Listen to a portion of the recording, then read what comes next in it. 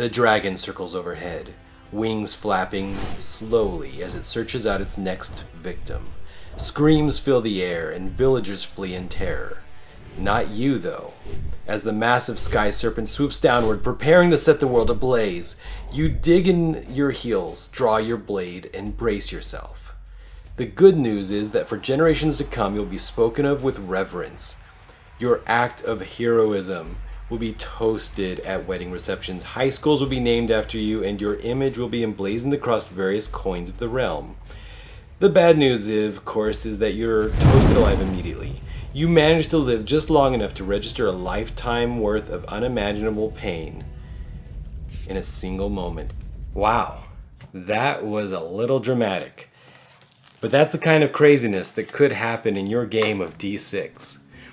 So, what is D6? This is it could be many things. It can be a purely competitive experience of you playing a hero, whether it's a slayer, an explorer, a mesmerist, a woodling, and hunting down monsters, trying to get as many bounties as you can, such as beasts, rogues, poison, bandits, that are posted around the land, and get more glory than anybody else. Simple, right? Or it could be a co-op where your team is a group of heroes, Dungeons and Dragons style, going out into the world trying to hunt each type of monster. Or it could be you by yourself, solo mode.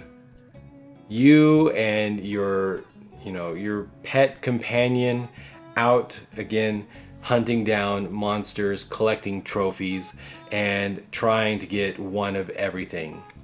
Monsters, gotta collect them all.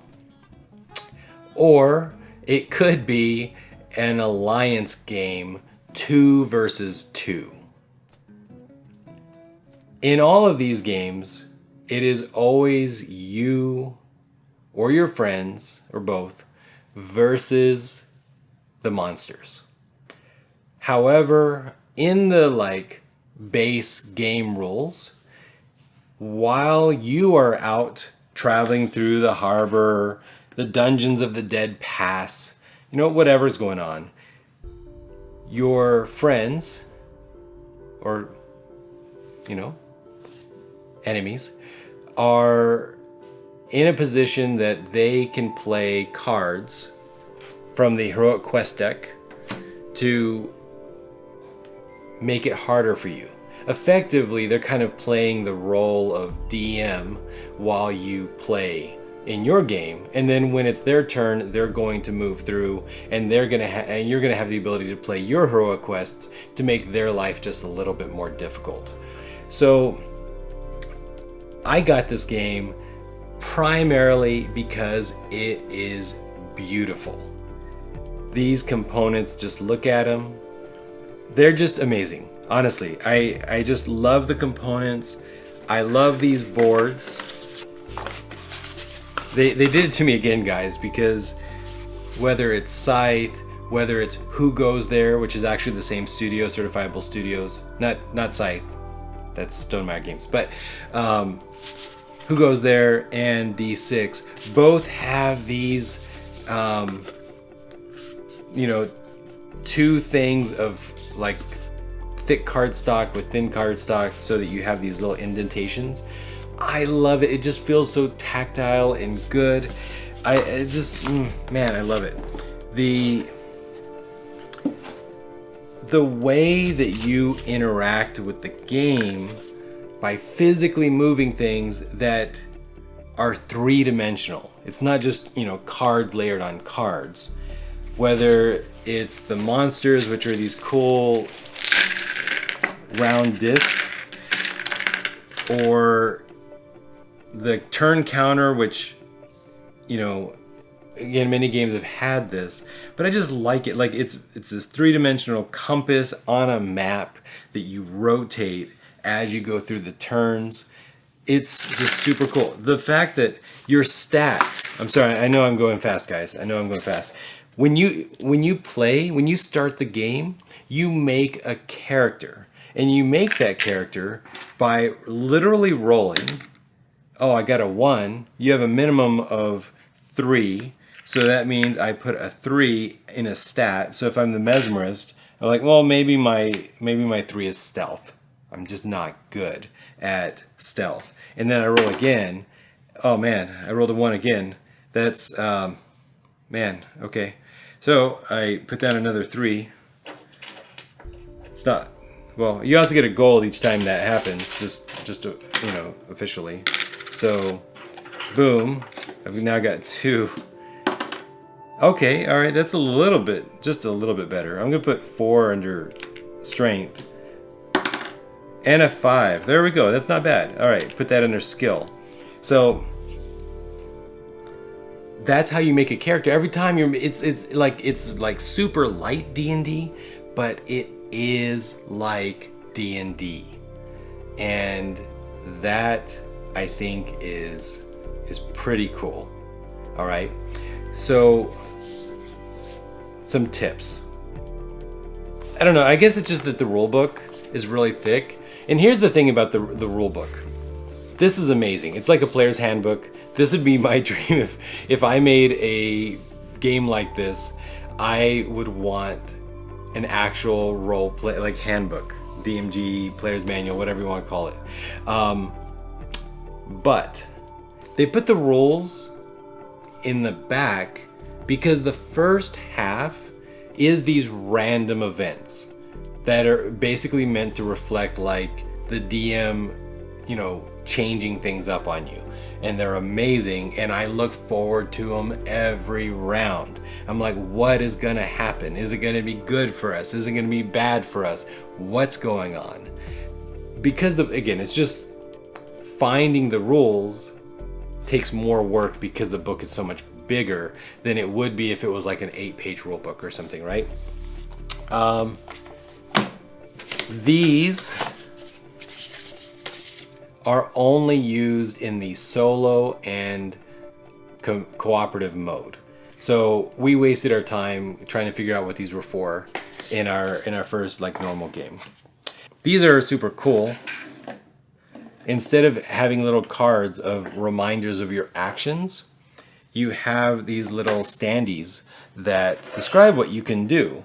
And it's actually useful having them be little standees because you can put them, you know, some of these things you can only do when you're in the village, and some of these you can do only when you're out of the village. So you can, you know, position these, you know, accordingly. All right. So is the game taking too long for your group? If the game is taking too long for your group, I suspect you are maybe turtling a little too much, meaning that you're spending too much gold trying to upgrade your character, or you are not spending, like you're not being aggressive enough about the bounties. Because the goal is not to kill, you know, a werewolf in the thick brush. Your goal is to, you know, collect a bounty. So you might have a bounty to collect a den. Which is saying, okay, well, you need to kill a beast in the den. And so the den is down here on this side of the map. There's 2 sides of the map, and the other side of the map is cooler, but more complicated. So there you go. So if the werewolf is in the thick brush, ideally what you want to do is you want, if there was no other way, is you want to navigate down to the den and then use pharaoh monsters to lure a monster in your space from any other space, which means this werewolf will come running once you put on that like sweet mad cologne. Boom. That, like, you should be collecting bounties relatively quickly.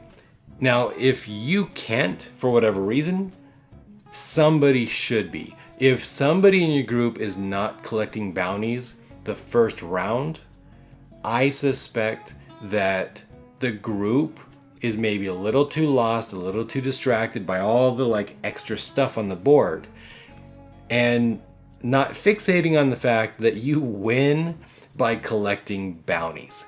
That's it. That's my number one hugest, biggest tip is collect bounties at all costs.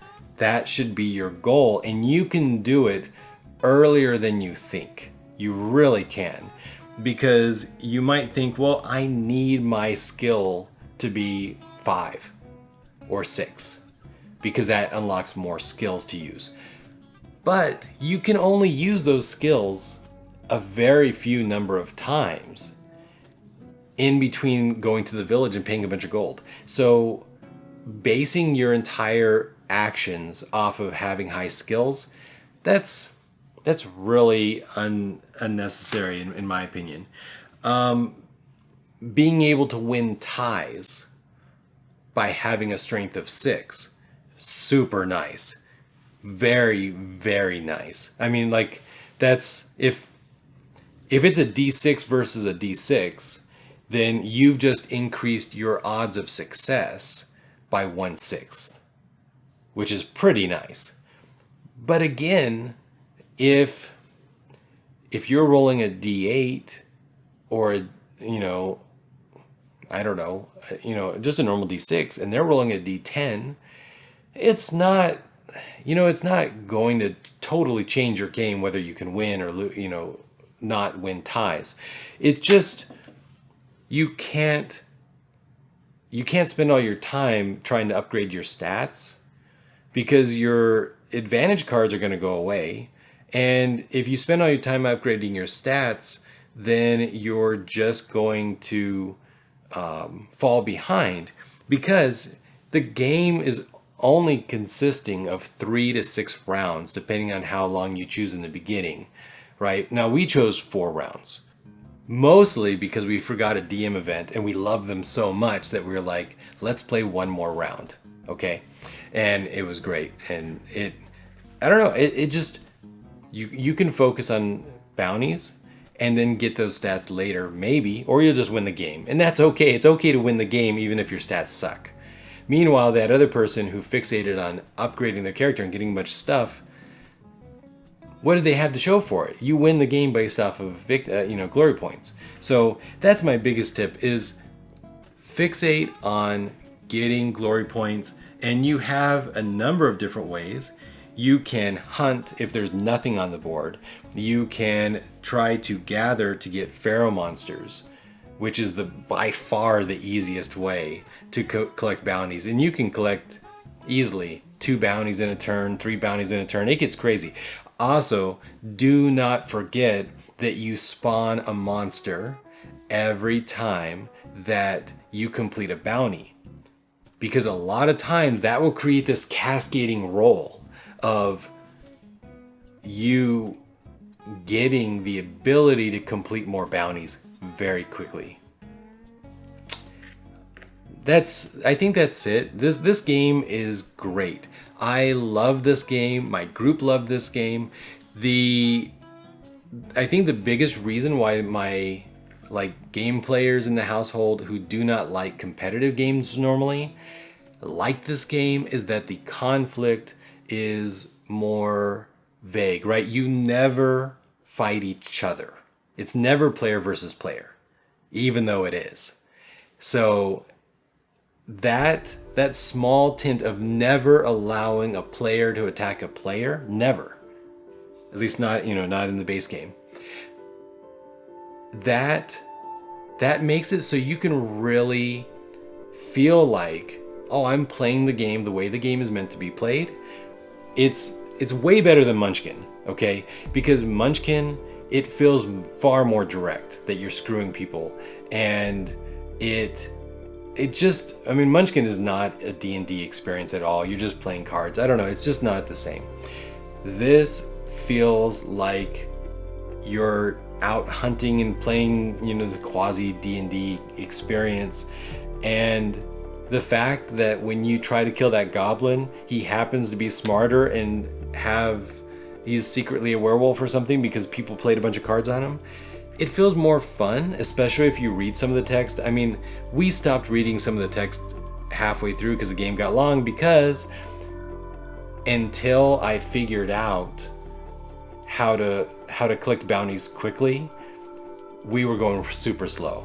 But once I got it, suddenly everybody got it, and the game's momentum dramatically changed, and it was fun. And that the game is really fun when you are aggressively fixating on bounties. The other monsters are like random monster encounters that you want to avoid in general. Can you collect some bounties? That is a strategy. You can definitely collect some hides and turn them into the monster you need for a trophy, which is amazing because they're weak and they are whatever type you want. And I have turned monsters, in order to squeak out a little bit extra points at the very end, I have turned powerful monsters like vampires into generic undead D6s because they're just weaker, and it just gave me a little bit more bonus that I could hope to win with, right? So, all right, guys, I want to know if you've played D6, if you're excited about D6. I really love this game. I don't know if I can do much more. I think I will do something about the expansion, which I intentionally did not open, because I always have to apologize to you guys that I've already added the expansion, and not this time. I haven't even opened it. So I'm gonna open it and then I'll do another video about that. But then I'm not sure, other than maybe a gameplay video, just post down below. What do you wanna see? Or is there another game? I don't know, something behind me that you wanna see something about. All right, guys. Take it easy. Hope you're surviving the pandemic. I wish you all had a household as big as me of people that you can sucker into playing games.